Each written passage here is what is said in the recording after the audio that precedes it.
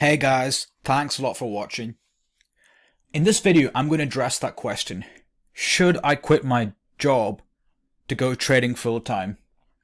And it's a really interesting topic, and this topic has been requested by some people that I know. And it was something that I thought about as well. And it's not an easy answer, but I'm going to outline some things to consider. As I've shown in this diagram, trading psychology is a really important aspect. And what I found with quitting my job to go trading is very often, because I was so heavily reliant on trading as my pure income source to pay off all my bills and expenses, I sometimes found that I forced myself to take trades even when there were no trades and even when there were no high probability setups. And I always say trading psychology is important because our emotions and our fears, our greed, definitely impact our trading, and this can sometimes help us to make irrational decisions. But of course, I can understand. I've been in situations where I really needed trading, but if you're in the situation where you don't currently have a job and you're really looking for an income source and you're trading and you're purely reliant on trading, I understand your situation in some terms because you have no other income source and you are looking for other jobs and it's your only best bet. But it's just important to consider how trading psychology really plays an important role. Something else I learned is that when I was in a situation where I was purely reliant on trading, I was thinking, okay, this is it. This is my trading career. The stars are aligned. I don't have a job, and so trading will work. The stars will magically align, and I'm going to just make so much money to pay off everything. But unfortunately, it doesn't work like that. And I learned this the hard way. Unfortunately, trading is something that you cannot rush.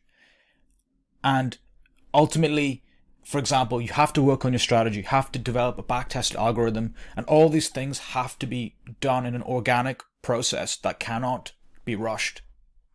And sometimes if you're relying purely on that trading as an income, and you're not at the final peaking stage of trading, you can actually put a lot of pressure on yourself, and it can really cloud your judgment, I feel. So all I'm saying is, from my experience, is that there's no harm in trading whilst you are looking for a job, because often it's the only thing you can do. But it is nice to have that part-time job or full-time job whilst you're trading.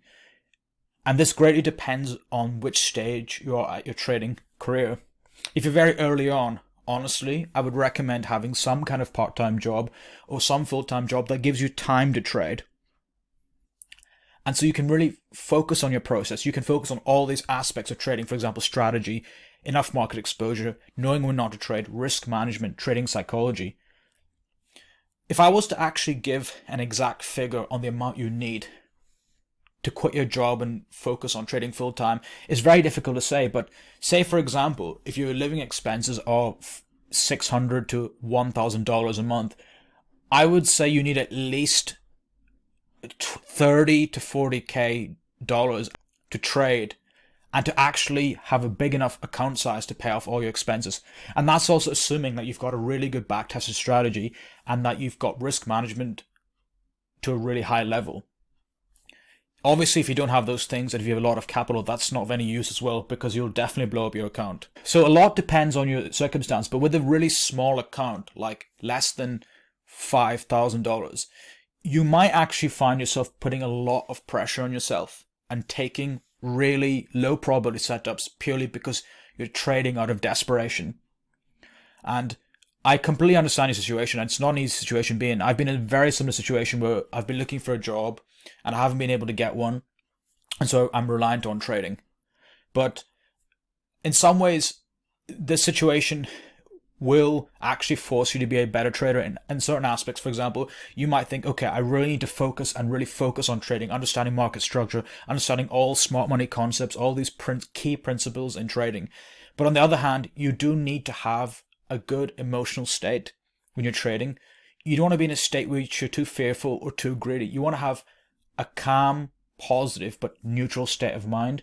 And anything that really affects that in trading, you might actually find that it has a devastating impact on your trading account. But overall, it's not an easy topic. Something also to consider is that you don't know what can happen anytime. You could have an undue bill. You could have any emergency that you might not anticipate.